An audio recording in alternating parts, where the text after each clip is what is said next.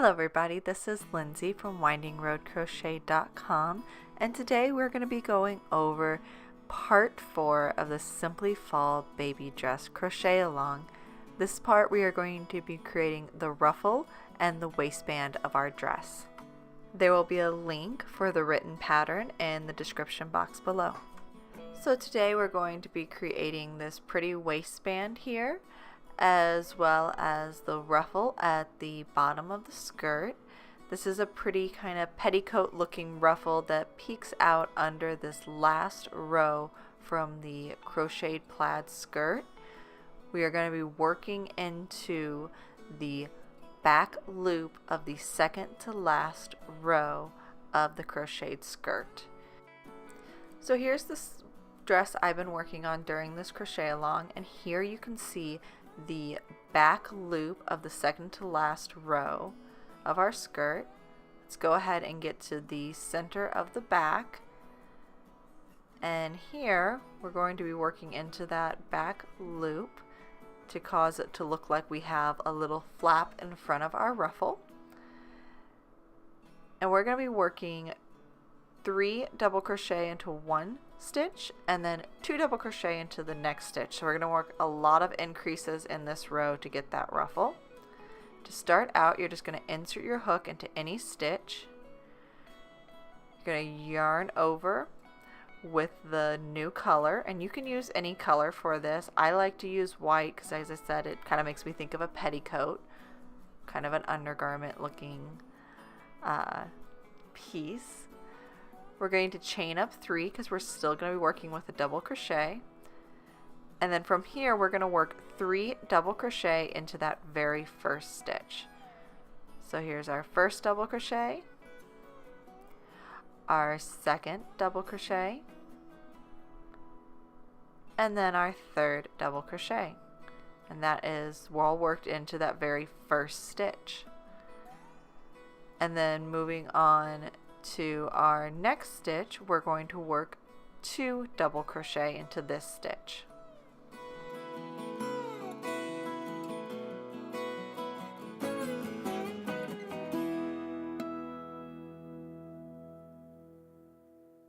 So for here, we're going to continue to repeat those increases around. So we're going to do 3 double crochet into the next stitch.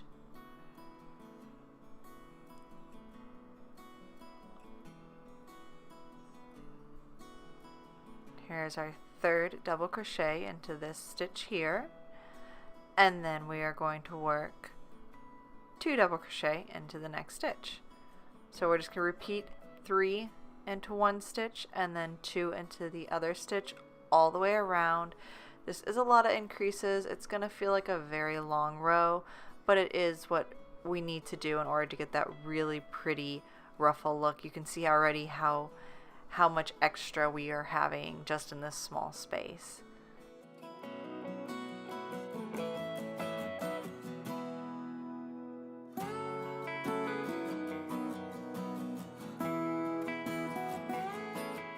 So here you can see I've worked this for a little bit, and we're getting a really nice ruffle going. But I did notice something.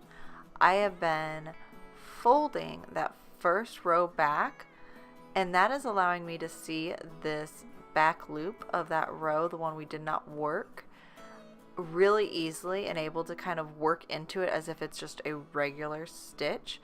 And I'm doing that by folding the row we're not working into out of my way, and it really makes that line pop up and be a lot more noticeable. So that's just working really well for me and will hopefully work for you as well. So about 300 or so stitches later, I'm finally on to my last stitch, and I will just put 2 double crochet into this stitch, and then I will slip stitch to the first double crochet that we made. And you can see how much pretty ruffliness we have here. It is a lot of stitches. So from here, I'm going to chain up 3 and turn my work. It's not necessary to turn your work, it's just what I like to do. And then I'm going to put 1 double crochet into every stitch all the way around. So we're not doing any more increases. We did all of our increases in our first row. And then I'm going to do this for this round and then for the third round. We're just going to stitch 1 double crochet into every single stitch, slip stitch to our first double crochet, and then chain up again and repeat this row. So now I'm just finishing up the third row of our ruffle. We're going to slip stitch to the first double crochet of the third row. So we increased in our first row and then we just kept the stitch count the same in our second and our third row. Going to clip this here, yarn over once more and pull it through just to secure that end. We'll weave in that end as well as the other ends that we have here from doing the plaid section. And then now you have a pretty ruffle that just tucks under the last row, the little flap from the last row.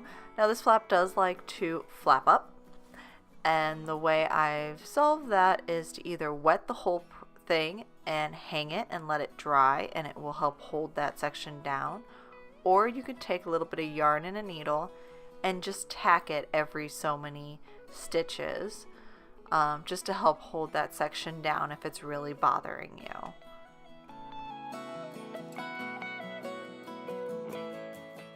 Now we have one more detail we are going to create for this little dress, and that is a pretty waistband that gives us a little extra pop of color. We're also going to be using a button here. It is not going to be a working button, it's just going to be for extra detail.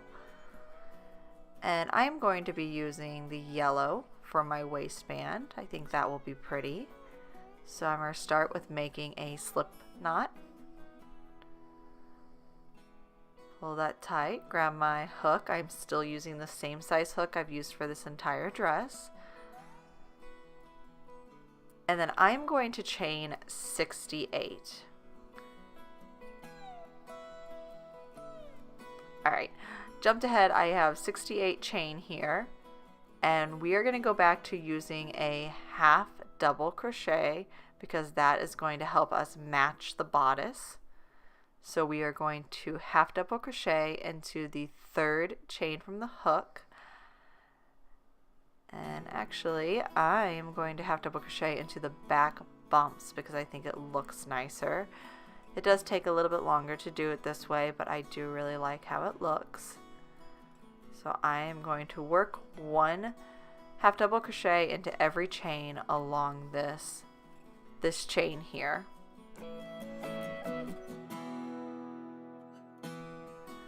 Alright, now I am getting to the end of my chain. Still working in those back bumps. You can work into the side of the chain, that's completely okay. When we get to the end of this, unlike my Simply Spring dress, we are going to keep this open at the ends. We're not going to join them. So we'll keep it open at the ends. To do that, we're just going to chain up, and chaining up 2 because we're working half double crochets. We're going to turn it, and then we are going to work 1 half double crochet into each stitch all the way across. And we're going to do that for the second row as well as do this for the third row. So we'll get to the end of this row, we'll chain 2, turn, and work another half double crochet in each stitch all the way down the end. So here I am finishing up my third row.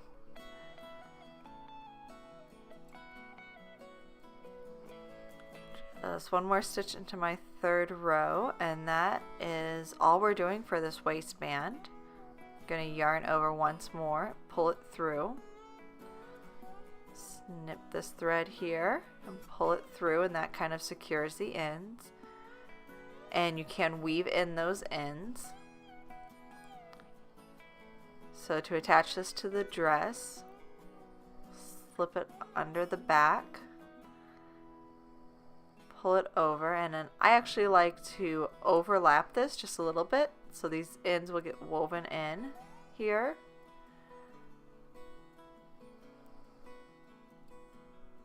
and you can use those to help tack down the waistband of the skirt, but we're just going to overlap it because that gives it more of a belt look.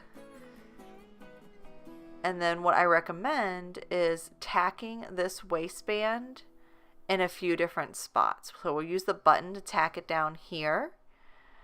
And then I recommend tacking the sides, each side, possibly another spot in the center front, and then definitely one spot in the back. Because if you see some of my photos of my brown dress, you'll see that this band was coming up a little bit, so I definitely recommend tacking it down. And you'll just add your button to the top, and you are completely done with the Simply Fall dress, and it will be all ready to go for your fall family pictures. I really hope you enjoyed this dress, enjoyed crocheting with me. Feel free to share the photos of your dress on the Our Crochet Journey Facebook group. I'd love to see what colors you came up with and that you used, and I'd really appreciate it if you like my videos to subscribe, like the videos, and come follow me on all my other social media networks. Until next time.